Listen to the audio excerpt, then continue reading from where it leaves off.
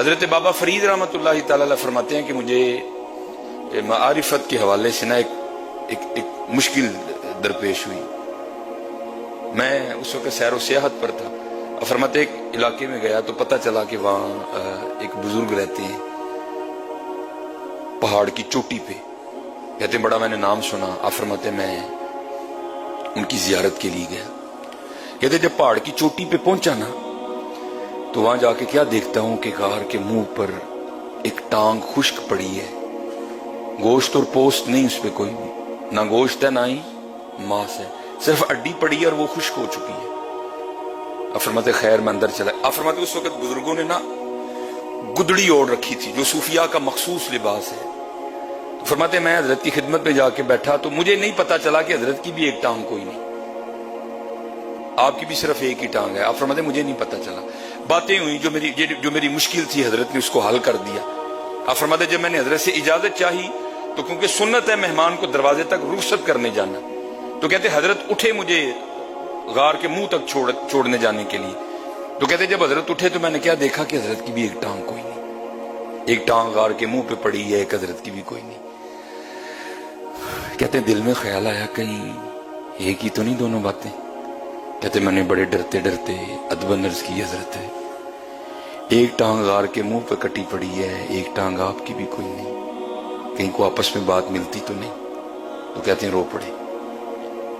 فرمانے لگے میں جب اس غار میں آیا نا اور مجاہدہ شروع کیا, عبادت شروع کی, تو فرماتے ہیں آزمائش آ گئی. کہتے آزمائش کس طرح ہوئی میری کہ بارش کا سلسلہ شروع ہوا. فرماتے 7واں دن تھا, دھوپ نہیں نکلی, بارش برس رہی تھی. اور فرماتے غار میں اتنی ٹھنڈ ہو گئی کہ مجھے لگ رہا تھا کہ یہ سردی میری جان لے لے گی. کہتے ہیں اللہ نے رحمت فرمائی, 8ویں دن دھوپ نکلی اور میں غار کے منہ پہ بیٹھا نا اپنے وجود کو گرم کر رہا تھا. کہتے ہیں امتحان اس طرح ہوا کہ میرے پاس سے ایک بڑی حسین و جمیل عورت گزری اور میری نظر اس کے چہرے پہ پڑی. بس وہ ایک ہی نظر اثر کر گئی. شہوت کا شیطان کا اس طرح غلبہ ہوا کہ ماتی ماری گئی. اس پہاڑ کی بلندی پر تو عورت کا آنا ناممکن ہے, آ ہی نہیں سکتی, تو یہ عورت کہاں سے آ گئی. لیکن بس نگاہ پڑ گئی حضرت. فرماتے ہیں اتنا شہوت نے غلبہ کیا کہ میرا جی چاہا کہ میں اس کے پیچھے جاؤں اور جا کے نا اس کو پھر دیکھوں. کہتے بس میں اٹھا اور اس کی جانب جانے کے لیے نا میں نے غار میں سب سے پہلے دایاں پاؤں باہر نکالا. کہتے بس پاؤں کا نکالنا تھا تو غیب سے آواز آئی, واہ بھائی واہ, ہیں عشق دے دعوے ساڈے نال تے جاندے گہراں پیچھے ہو. اللہ, عشق دے دعوے ساڈے نال تے جاندے گہراں پیچھے.